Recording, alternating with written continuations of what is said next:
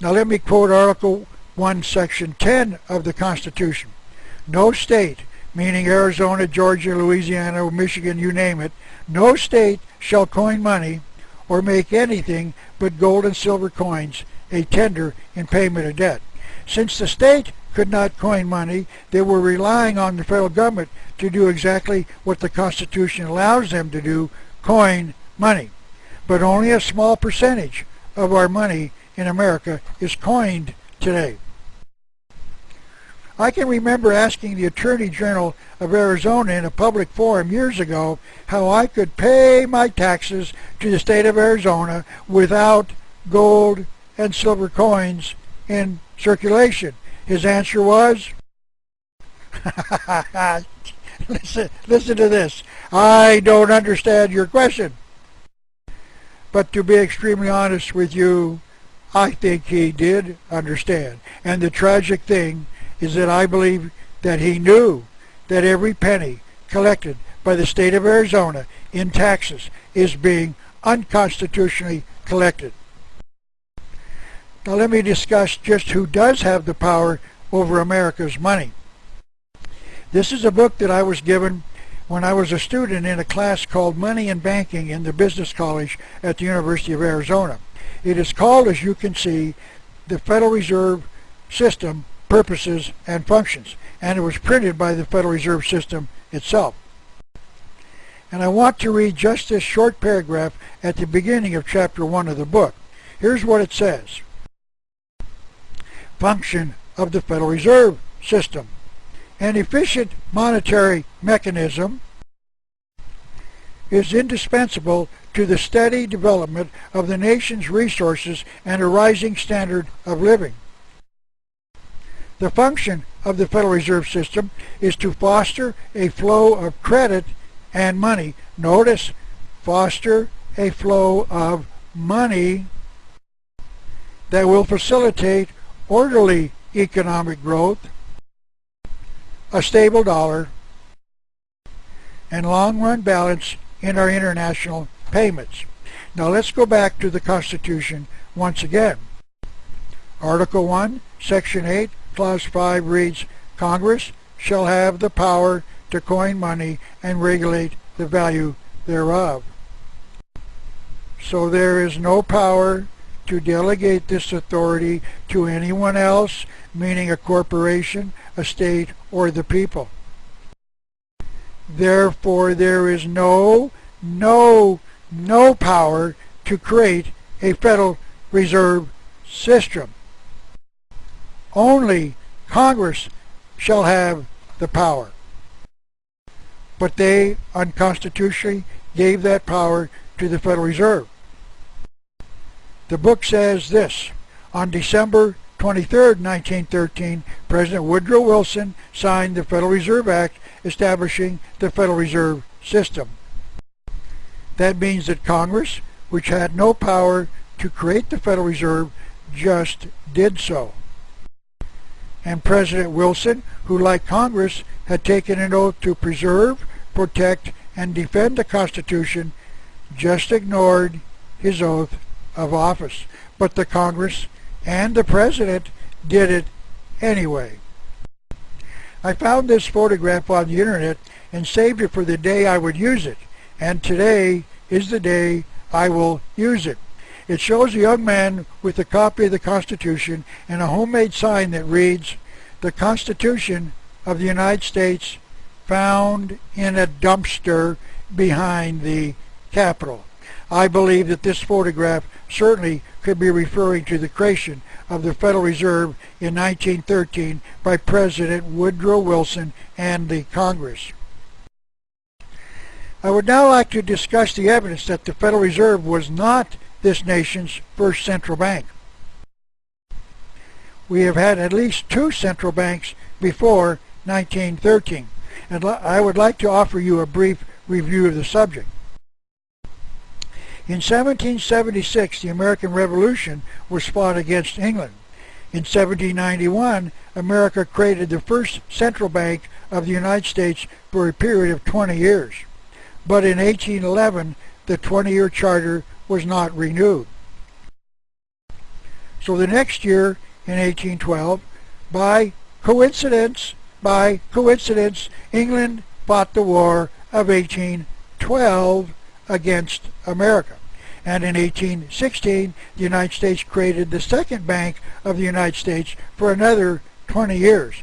But in 1836, the 20-year charter it had was not renewed.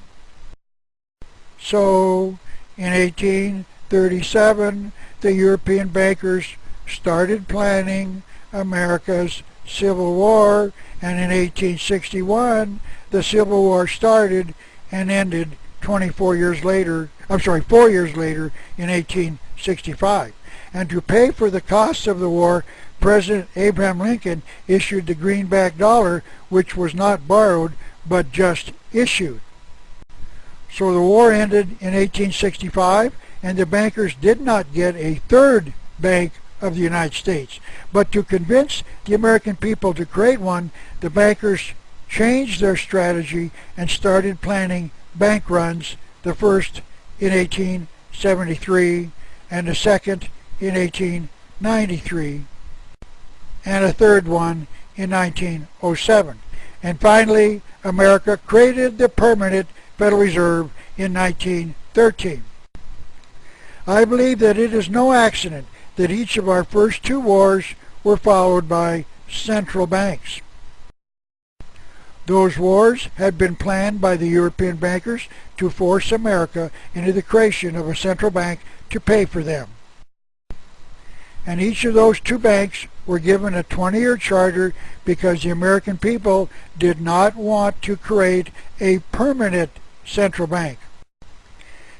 After the Civil War failed to create a third central bank, the bankers changed their strategy, as I said, to creating bank runs to convince the American people that we needed a permanent central bank.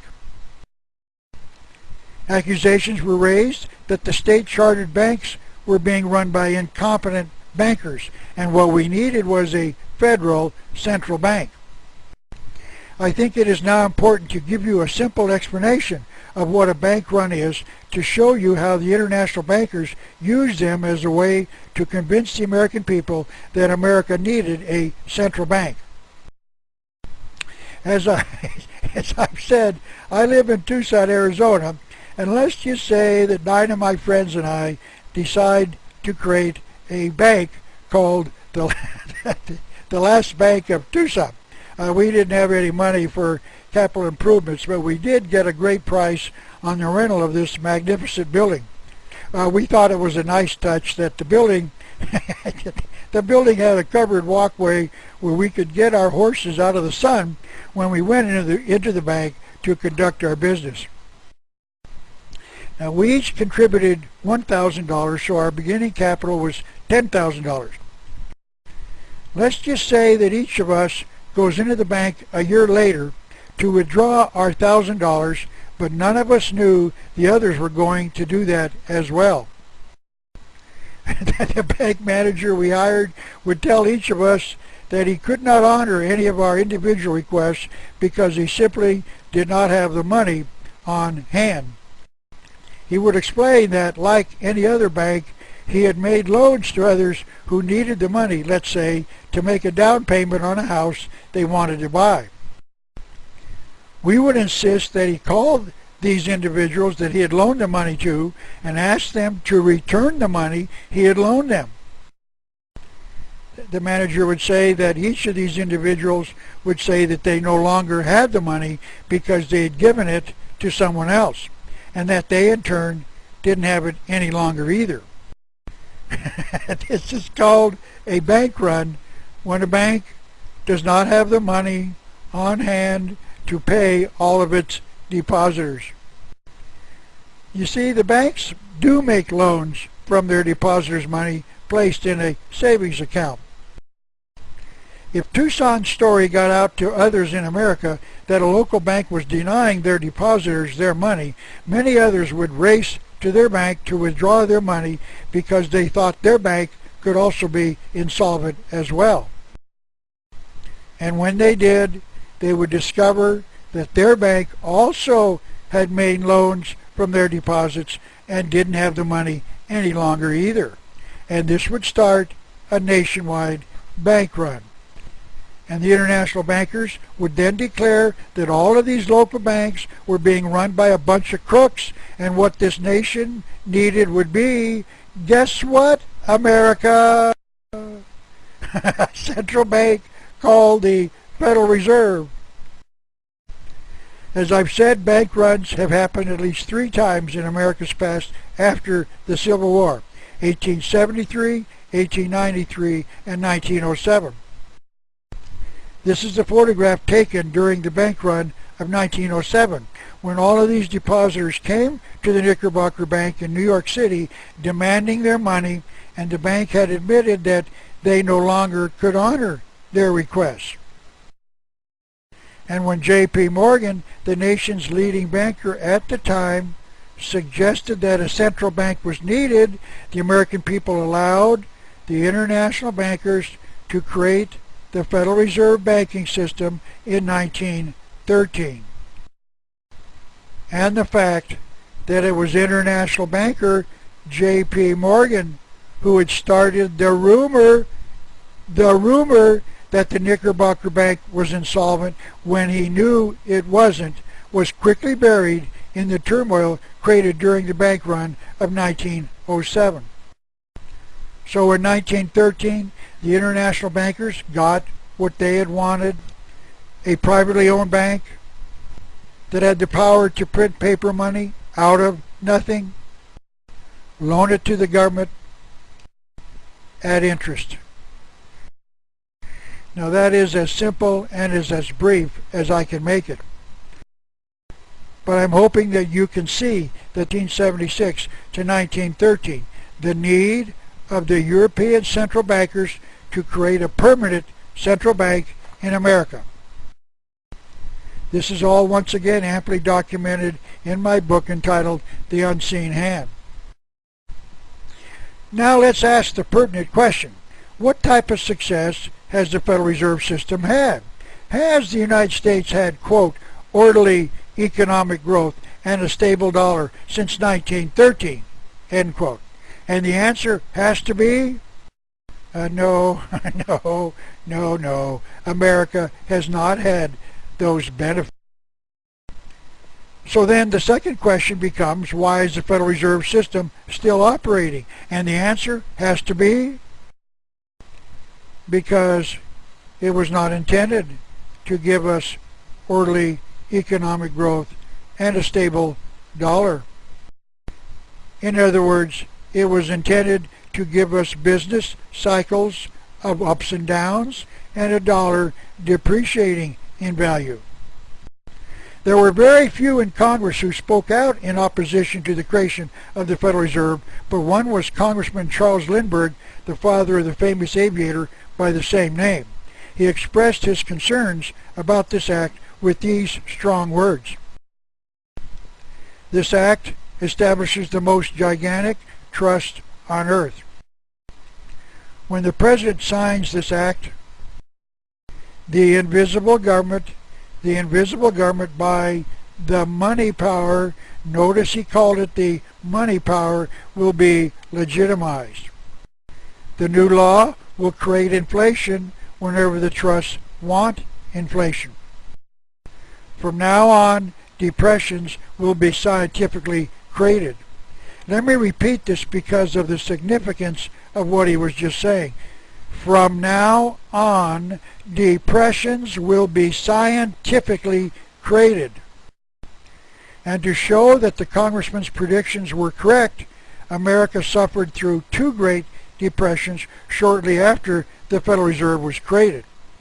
The first was in 1920, and the second was in 1929. I would like to briefly discuss these 2 depressions, but first let me make a statement.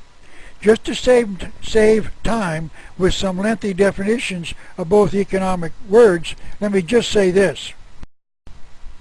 A depression is far more severe than a recession, and both of these depressions were severe. So let's start with the depression of 1920. This is the fall 2009 edition of a magazine called the Intercollegiate Review, called a journal of scholarship and opinion.